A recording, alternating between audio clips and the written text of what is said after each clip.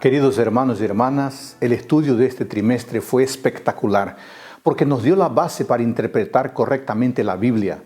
Por eso, hoy quiero hacer un resumen de cada una de las 12 lecciones que ya estudiamos y terminaré con un breve comentario de la lección 13 para cerrar nuestro trimestre.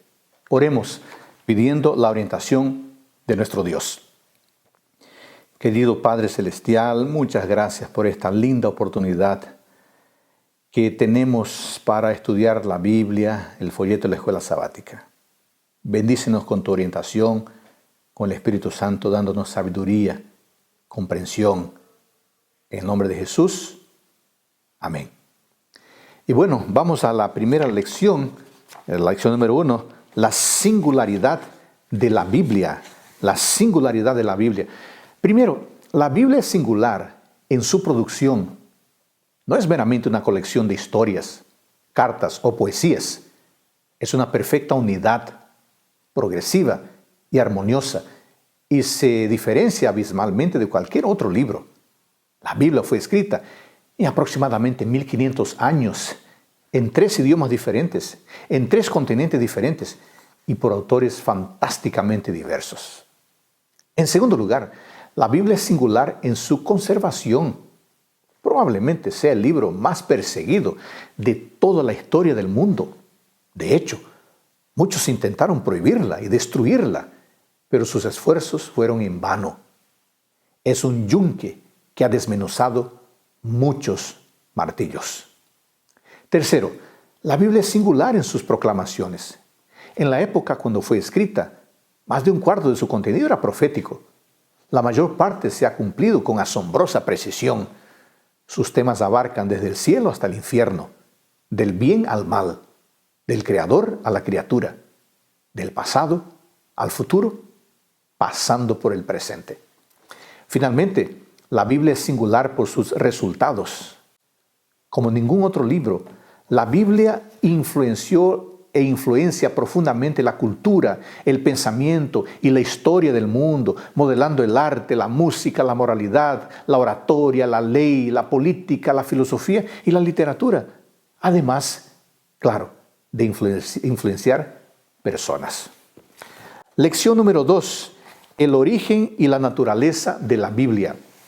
Hermanos, Dios inspiró la verdad en la mente de los hombres, los cuales expresaron estas mismas verdades en sus propias palabras, que fueron consolidadas en las Escrituras. Por lo tanto, la inspiración es el proceso a través del cual Dios comunica su verdad eterna. Voy a explicar didácticamente el proceso de la inspiración en 3 etapas. Acompáñenme para poder entender este proceso que es muy importante. Número 1. La inspiración no actúa en las palabras del ser humano o en sus expresiones. No, la inspiración actúa en la propia persona. Bajo la influencia del Espíritu Santo, el escritor es dotado de pensamiento, pero las palabras registradas en la Biblia reciben la marca de la mente individual del escritor. Enseguida, la mente y la voluntad divina se combinan con la mente y la voluntad humana. Así, las declaraciones que encontramos en la Biblia son la palabra de Dios. Vamos entonces al resumen de la lección número 3, cuyo título es ¿Cómo consideraban la Biblia Jesús y los apóstoles? Jesucristo consideró claramente que la Escritura es inspirada divinamente, ofrecida a través de instrumentos humanos. Esto puede ilustrarse por el hecho de que Él atribuyó al Espíritu Santo en Marcos 12:36, las palabras de David en el Salmo 10:1. Pero el ejemplo más conocido probablemente sea lo ocurrido cuando Jesús visitó la sinagoga en Nazaret. Al leer el pasaje de Isaías 61:1 y 2, Él declaró que se había cumplido esa escritura delante de ellos. Lucas 4:21. El modo como Cristo usa las Escrituras nos muestra que Él la consideraba una autoridad. Un ejemplo claro de esto es Mateo 4, donde Él usa con insistencia la frase, está escrito, versículos 4, 7 y 10. Lección número 4. La Biblia como fuente autoritativa de nuestra teología. Algunos creen que las escrituras deben dominar la experiencia. Otras personas creen que la experiencia debe dominar las escrituras. Otros igualan la experiencia con la escritura. ¿Cuál es lo mejor? Bueno, la mejor postura es leer la escritura mediando la experiencia. La Biblia declara de manera enfática que nuestra experiencia salvífica con Dios debe ser instruida y mediada por la palabra escrita de Dios. Pablo explica sobre eso en Romanos capítulo 10, versículos 13 al 15. Romanos capítulo 10, versículos 13 al 15. Romanos 10, 13 al 15 dice lo siguiente: porque todo aquel que invocar el nombre del Señor será salvo. ¿Cómo pues invocarán a aquel en el cual no han creído? ¿Y cómo creerán en aquel de quien no han oído? ¿Y cómo oirán sin haber quien les predique? ¿Y cómo predicarán si no fueron enviados? Esas y otras invitaciones bíblicas a vivir fielmente la palabra de Dios implican que la palabra precede, la palabra orienta la experiencia. Muy bien, vamos a la lección número 5, cuyo título es Solo la Biblia, sola Escritura. Hermanos, un principio fundamental presentado por la Escritura con respecto de sí misma es que solo la Biblia, sola Escritura, es la norma final de la verdad. El texto clásico que presenta esa premisa básica es Isaías capítulo 8, versículo 20. Y yo quería leer ese texto contigo. Isaías 8:20. A la ley y al testimonio. Si no dijeren conforme a esto, es porque no les ha amanecido. El principio de la sola Escritura es el fundamento de la suficiencia de la Escritura.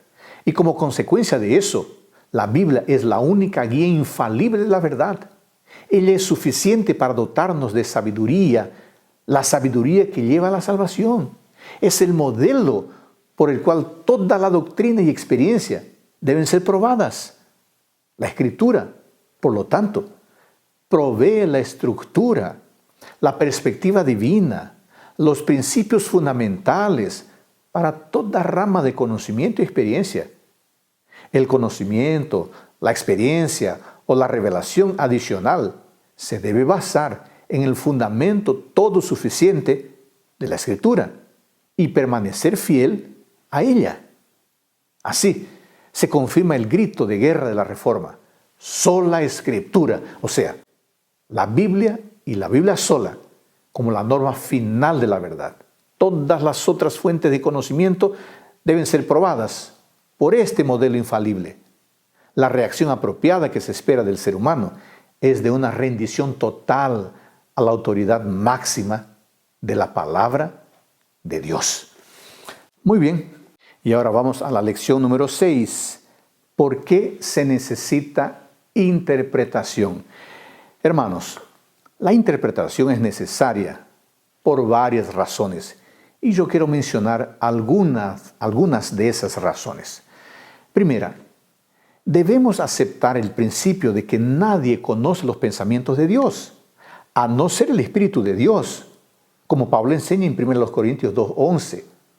En consecuencia, solo alguien que tiene el Espíritu puede esperar adquirir una comprensión de las Escrituras verdadera y satisfactoria. 2. La esencia de la revelación de Dios, la verdad, es compartida por todos los que creen. No necesitamos de nadie más para complementar ni tampoco para contradecir el mensaje del Evangelio. 3. El mensaje de Dios para nosotros es consistente. En otras palabras, deberíamos interpretar las diversas partes de la Escritura de manera que estén en armonía con sus enseñanzas centrales. Número 4. Una interpretación satisfactoria de la Biblia requiere una predisposición sumisa. ¿Qué es lo que nos motiva a estudiar la Biblia? ¿Es el deseo de ser eruditos? ¿Es el deseo de saber más que los otros? Yo quería leer contigo el Salmo 119, versículo 34, donde se presenta una razón extraordinaria para leer la Biblia. Salmo 119, versículo 34. ¿Qué dice acá? Dame entendimiento y guardaré tu ley y la cumpliré de todo corazón. El deseo de guardar los mandamientos de Dios, la determinación en cumplir la voluntad de Dios, este es el prerequisito principal para alcanzar la verdadera comprensión bíblica. Debemos estudiar la palabra de Dios para tener mejores condiciones de obedecer a la voluntad de Dios. Bueno, y vamos a la lección número 7. Idiomas, texto y contexto. En segundo libro de Timoteo, capítulo 3, versículos 16 y 17, tenemos orientaciones claras con respecto a la practicidad de la Escritura. Yo quería leer ese texto con ustedes. Segunda de Timoteo 3, 16 y 17. Segunda de Timoteo 3, 16 y 17. Toda la Escritura es inspirada por Dios y útil para enseñar, para redarguir, para corregir, para instruir en justicia, a fin de que el hombre de Dios sea perfecto, enteramente preparado para toda buena obra. Aquí el texto nos dice que la Biblia es útil para la enseñanza. Lo que está implícito es la actividad de comunicar el conocimiento acerca de la revelación de Dios en Cristo. Es útil para la enseñanza. En segundo lugar, es útil para la reprensión. Es necesario hacer advertencias basadas en la palabra. Los errores en doctrina y en conducta deben ser refutados con espíritu de amor. Los peligros deben ser realzados. Los falsos maestros deben ser expuestos. Ese es el papel también de la Sagrada Escritura. En tercer lugar, es útil para la corrección. El pecador debe ser no solo advertido a abandonar la senda equivocada, sino que también debe ser guiado en la senda correcta, en la mejor senda. Esto también es capaz de ser hecho por toda la Escritura. Además, letra D, es útil para la preparación en la justicia. El maestro debe preparar a su pueblo. Cada cristiano necesita ser disciplinado, de modo que prospere en la esfera donde la voluntad santa de Dios sea considerada una norma. Este es el carácter de la instrucción en justicia. Y bueno, vamos al resumen de la lección número 8. La creación, el Génesis como pilar, parte 1. Hermanos, ¿cuál es la importancia del Génesis? Capítulo 1, versículo 1. Vamos a leer, es conocido el versículo, pero vale la pena leer siempre el primer versículo de la Biblia. En el principio creó Dios los cielos y la tierra.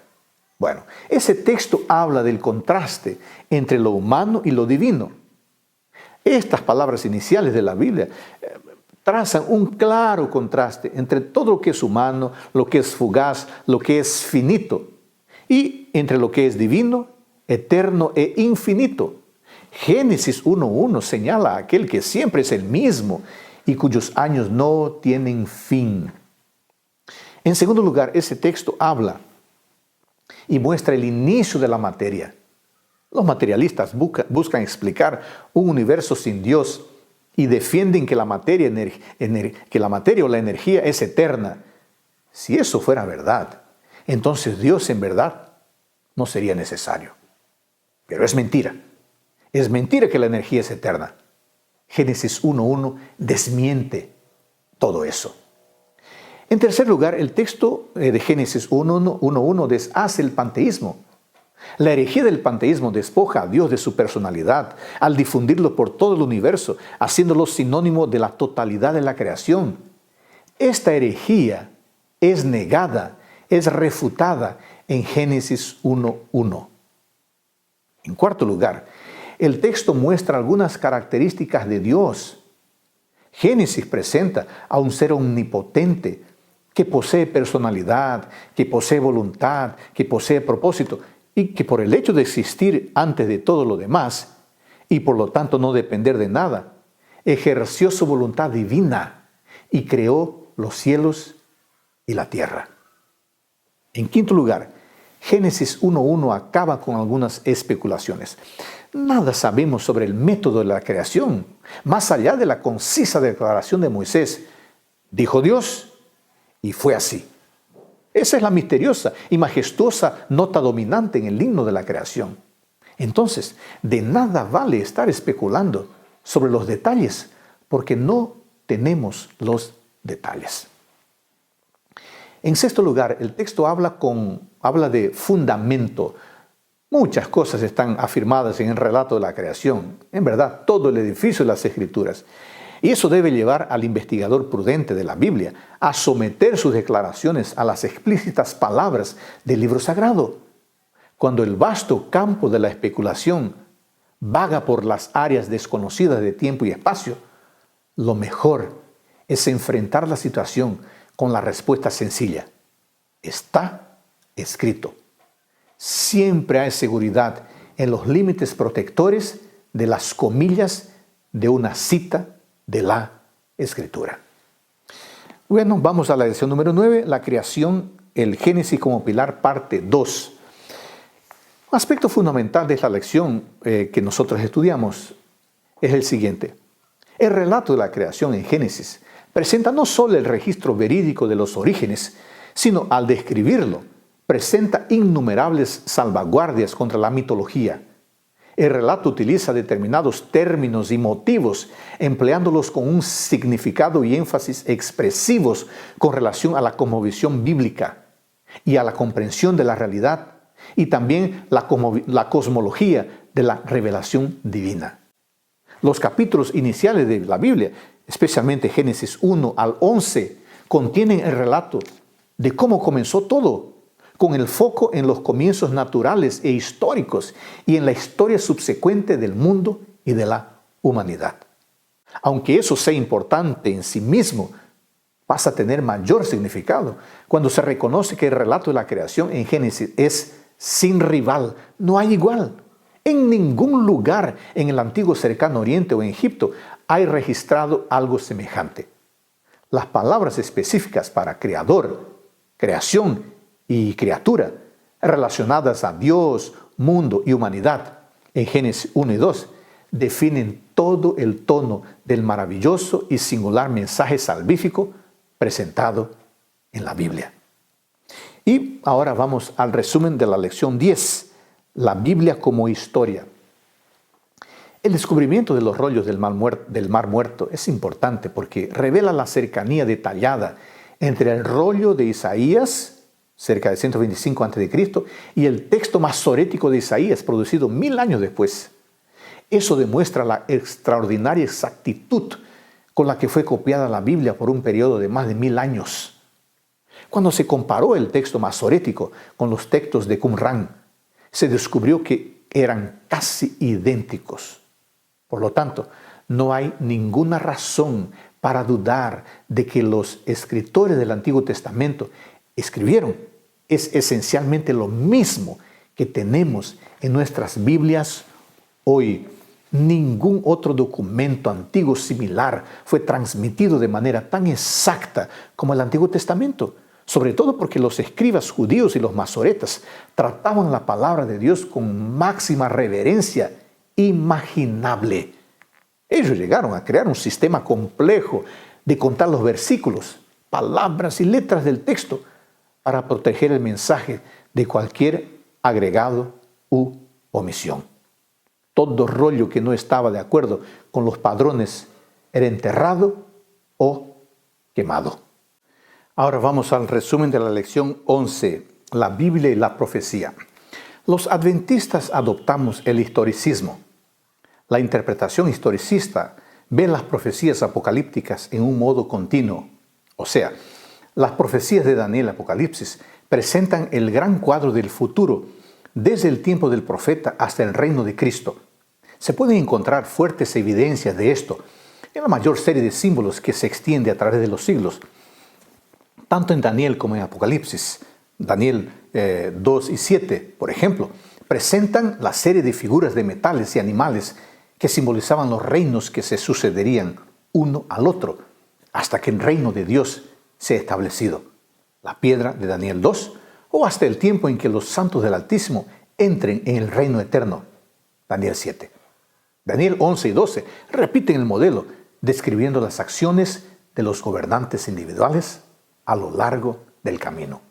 Por lo tanto, hay una evidencia interna fuerte en el libro de Daniel y Apocalipsis de que estas profecías tenían la intención de dar a sus oyentes y lectores una visión amplia de la historia desde el punto de vista de Dios. Resumen de la lección 12. ¿Cómo abordar pasajes difíciles? Pregunta, amigos, ¿existen errores en la Biblia? Bueno, si error quiere decir que la Biblia enseña cosas equivocadas o que es falible e históricamente indigna de confianza, la respuesta es no. La Biblia es la revelación infalible de la verdad y de la voluntad de Dios. Muchos de los supuestos problemas en la Biblia no tienen que ver con el texto en sí, sino con los intérpretes. Además, amigos, la confiabilidad histórica de ese libro viene siendo confirmada por descubrimientos nuevos en la arqueología y en otras ciencias, sobre todo después del surgimiento de la crítica bíblica. La insinuación de que la Biblia contiene errores puede ser fácilmente malinterpretada para dar a entender que Dios comete errores o que Él los colocó en el texto sagrado. Pero eso no es verdad. Las discrepancias e imperfecciones que se encuentran en las Escrituras se deben tan solo a las debilidades humanas. No hay dudas de que en la Biblia encontramos declaraciones realmente desafiantes y hasta discrepantes, pero ninguna afecta negativamente la enseñanza y la confiabilidad histórica de las Escrituras. Podemos tener plena confianza de que la Biblia que tenemos hoy en nuestras manos es la verdad de Dios, capaz de hacer sabios para la salvación a todo hombre, a toda mujer de buena voluntad. Y así llegamos a la lección número 13, cómo vivir de acuerdo con la palabra de Dios. La Escritura está autenticada por el Espíritu Santo. Ese es el primer tópico que quiero abordar. ¿Por qué nosotros cristianos creemos en la Biblia, que es la palabra de Dios? 66 libros formando un solo libro de instrucción en el cual Dios nos revela la realidad de la redención por medio de Jesucristo Salvador. ¿Por qué? La respuesta es que Dios mismo lo confirmó mediante lo que llamamos testimonio interno del Espíritu Santo. El testimonio del Espíritu Santo sobre la Escritura es como el testimonio respecto de Jesús que encontramos declarado en Juan capítulo 15, versículo 26. Me interesaría leer ese texto contigo. Juan capítulo 15, versículo 26. ¿Qué dice aquí? Pero cuando venga el Consolador, a quien yo os enviaré del Padre, el Espíritu de verdad, el cual procede del Padre, Él dará testimonio acerca de mí. ¿Notó? No es una cuestión de dar una nueva información, sino de aclarar mentes antes oscurecidas que no discernieron la divinidad por medio de la aprehensión de su único impacto. El impacto de un lado de Jesús, el Jesús del Evangelio, y por otro lado de las palabras de las Sagradas Escrituras. El Espíritu ilumina nuestro corazón para darnos la luz del conocimiento de la gloriosa presencia de la persona de Dios, no solo en la faz de Jesucristo, sino también en la enseñanza de la Sagrada Escritura. El resultado de ese testimonio es un estado de espíritu en que ambos, Salvador y Escritura, se evidencian delante de nosotros como divinos. Jesús como una persona divina y la Escritura como un producto divino. Eso de un modo tan evidente porque se imponen en nuestros sentidos. Y en consecuencia, no consideramos posible dudar de la divinidad, ya sea de Cristo o ya sea de la Biblia. Así, amigos, Dios autentica para nosotros las Sagradas Escrituras como su palabra, no por alguna experiencia mística o información secreta, susurrada, escondidas en el oído interior de alguien, no por argumento humano, por más fuerte que sea, ni por el testimonio aislado de la iglesia, conmovedor como es cuando lo vemos a través de 2000 años de historia de la iglesia. Dios lo hace antes por medio de su luz escrutadora y de su poder transformador, por los cuales la Escritura testifica por sí misma su origen divino. El impacto de esa luz y de ese poder es el testimonio del Espíritu por la palabra y con ella en nuestro corazón. Argumento, testimonio de otros y nuestra propia experiencia personal pueden prepararnos para recibir ese testimonio, pero su concesión, como la concesión de la fe en la divina obra salvífica de Cristo, es prerrogativa exclusiva, soberana del Espíritu Santo. La iluminación del Espíritu, testificando la divinidad de la Biblia, es experiencia cristiana universal y ha sido así desde el principio, aunque muchos cristianos no hayan sabido verbalizar o manejar la Biblia de modo compatible con ella. Y quería hablar también en esta lección 13 un poco sobre tiempo a solas con la palabra de Dios, horas tranquilas con la palabra de Dios. ¿Cómo pasar un buen tiempo de estudio de la Biblia con tranquilidad y bastante provecho? A mí me gusta mucho una cita de Elena de White que dice lo siguiente: tome el estudiante de la Biblia un versículo, concentre la mente para descubrir el pensamiento que Dios encerró para él allí y luego medite en él hasta hacerlo suyo. Lindo. Libro La Educación, página 189. En esa corta y extraordinaria cita, como estudiantes de la Biblia, se nos orienta en algunos aspectos fundamentales. Por ejemplo, de preferencia, tomemos textos cortos y no largas porciones para estudio. Además, evitemos cualquier distracción y concentremos nuestro intelecto. En tercer lugar, ejerzamos la capacidad analítica con la finalidad de encontrar la idea contenida en el versículo. Este es el punto clave para la reflexión. Además, no lo hagamos apurados. Encontremos o concentremos el intelecto en la reflexión con calma sobre la idea descubierta. También captemos lo que está escrito de modo que forme parte de nuestro sistema de pensamiento, de modo que forme parte de nuestra vida. Hermanos queridos, hemos terminado el estudio de este trimestre, cómo interpretar la Biblia. Espero que hayas estudiado la lección todos los días con seriedad, con tiempo, con calma, con profundidad. Si así es, tienes elementos poderosos para leer la Biblia y para comprenderla correctamente. Eso es maravilloso. Y comprendiéndola correctamente, puedes involucrarte activamente en la misión de predicar el Evangelio a los otros. Gracias por acompañarme en el estudio de hoy, en el estudio de este trimestre. Terminamos el trimestre. Que el Señor nos bendiga, el Señor Todopoderoso nos acompañe en el estudio diario de la Biblia, de la lección de la escuela sabática y que sigamos sus preceptos. La próxima semana se inicia un nuevo estudio. Sigamos firmes. Bendiciones.